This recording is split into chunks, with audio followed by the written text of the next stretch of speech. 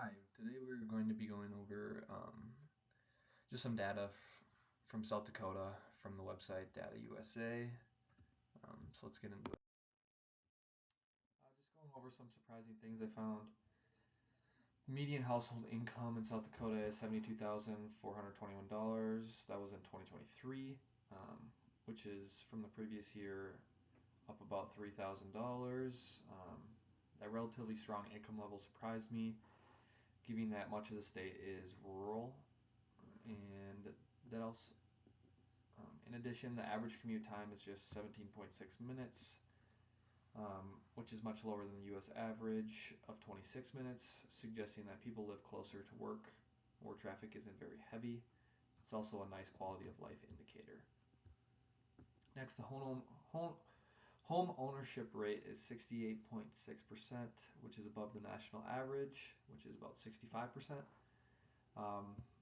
Despite lower property values, many households are homeowners. Um, Additionally, income inequality in South Dakota is 0.443, which is lower than the U.S. average of 0.476, suggesting that there's a more equal wage distribution, which is positive. Lastly, the foreign-born population share is only 3.86%, which is much lower than the U.S. average of 13.8%. That might reflect a geographic factor, but it definitely stands out.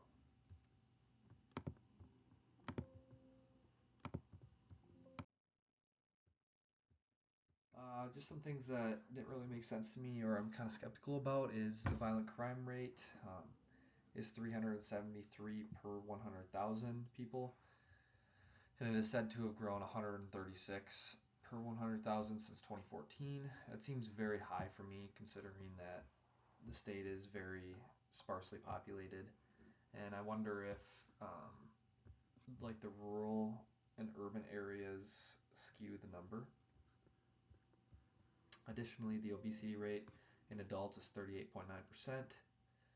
And given that South Dakota is very open and there's definitely an active outdoor lifestyle, I would imagine that it'd be less than that. So it seems a little bit contradictory. And lastly, the children's poverty rate is 15.11% in 2024. Um, that just raises questions about um, rural poverty pockets and whether the supporting systems are reaching families. I don't know. It just seems kind of high. Lastly, I'm going to talk about some suggestions for the government of South Dakota.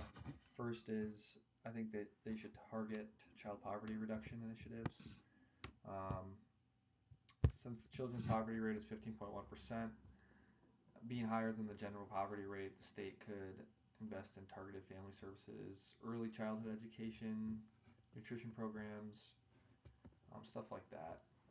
Next, health and wellness programs for adult obesity. 4 in 10 adults are obese in the state, and they should incentivize physical activity maybe. Um, Maybe institute more gym facilities, partner with local schools, workplaces, community organizations, and promote preventative care. And lastly, diversification of economy and workforce training. Given that the median income is relatively strong but growth is moderate, the state could push for attracting higher paying industries. Um, yeah, that's just kind of what I think they can do. Then finally, they could run community-based crime prevention. With crime rates rising, especially in rural and urban transitional areas, the state um, could fund law enforcement resources a little stronger, invest in youth outreach programs, just trying to give kids the right idea while they're young, maybe strengthen mental health and substance abuse services too. So thanks for listening.